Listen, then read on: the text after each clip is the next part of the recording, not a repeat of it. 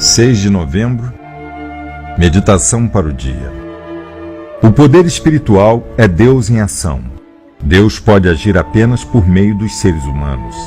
Sempre que você, mesmo que esteja muito fraco, permite que Deus atue por seu intermédio, então tudo o que você pensa, diz e faz será espiritualmente poderoso. Não é você sozinho que produz uma modificação nas vidas dos outros. É também o Espírito Divino em você e que trabalha através de você. O poder é Deus em ação. Deus pode usar você como uma ferramenta para realizar milagres nas vidas das pessoas. Oração para o dia. Rogo para que eu tente deixar que a força de Deus atue hoje através de mim. Rogo para que eu possa me livrar daquelas barreiras que afastam de mim a sua força.